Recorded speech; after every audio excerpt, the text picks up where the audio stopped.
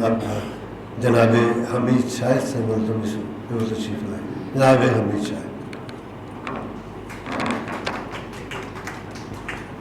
آپ کی اجازت سے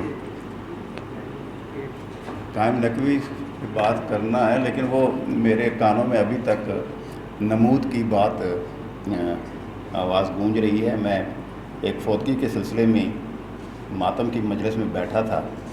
ایک جوان بچہ فوت ہو گیا، اس کے باپ کے ساتھ دکھ کا اظہار کر رہا تھا، تو ان کا فون آیا. تو انہوں نے کہا بڑے دلگیر سے کہ بابا جانی کے لیے ہم ایک تقریب کر رہے ہیں. جو اتنا ادب سے بات کرتا ہو اپنے باپ کے ساتھ، اس نے ایسا سکھایا ہوگا، اس کا ادب سے رشتہ بھی کتنا پاک ہوگا. ابھی بات شکیل ادھر کر رہے تھے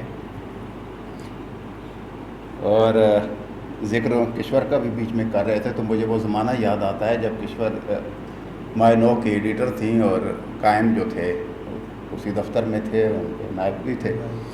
تو ایک افسانہ میں نے ان دنوں ایک لکھا تھا، آخری صفحے کی تحریر.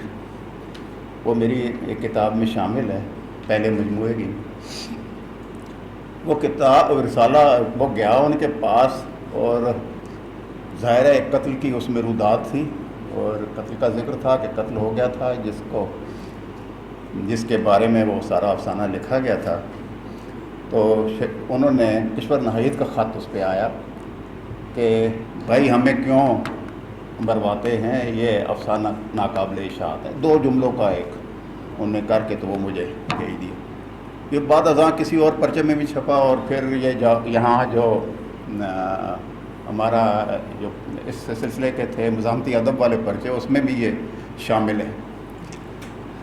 اچھا، اتفاقاً یہ کہ میں لال پور میں تھا، ان دنوں لال پور تھا، تو وہاں سے آتے تھے ہم. اس میں کبھی کبھی جا کے پارٹی ہاؤس میں بیٹھ جاتے تو قائم نظر آ گیا. تو میں نے کہا قائم سے شکایت کی، بھئی یہ کیا ہے بھئی، آپ کو ویسے تو آپ بڑے بہادر بنتے ہیں، تو یہ کیا آپ نے کر دیا؟ اس میں تو کوئی ایسی بات نہیں ہے. اس میں جو بات کہی ہے ادب کے پیرائے میں کہی گئی ہے، اگر ہے بھی تو وہ اس طرح واضح ظاہر ہے آپ کو خبر تو نہیں ہے جسے. تو انہوں نے فرمایا کہ نہیں یار، یہ تو مجھے پتہ ہی نہیں. تو انہوں نے ہی کی ہے. خیر، ایسے یہ اس زمانے میں ہی ہم ان سے واقف ہو گئے تھے. فنون میں وہ ان کی غزلیں آنے لگی تھیں. تب سے لے کر یہاں اسلام آباد میں آنے تک ان سے ایک محبت کا رشتہ قائم ہوا. یہ وہ لوگ جن کے دل جو ہیں آل حسین کے غم سے بھرے ہوتے ہیں، اس میں ڈوبے ہوتے ہیں.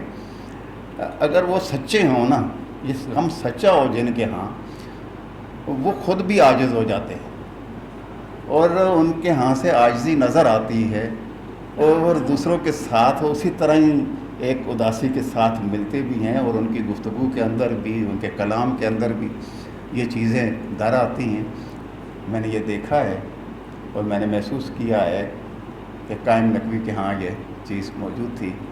اب اللہ کرے یہ سلسلہ ان کی اولاد میں بھی چلے اور وہ کامیاب رہیں، اور ان کا وہ جہاں اچھا رہے، اور ان کے بچے بھی شاد آباد رہیں. بہت شکریہ جی.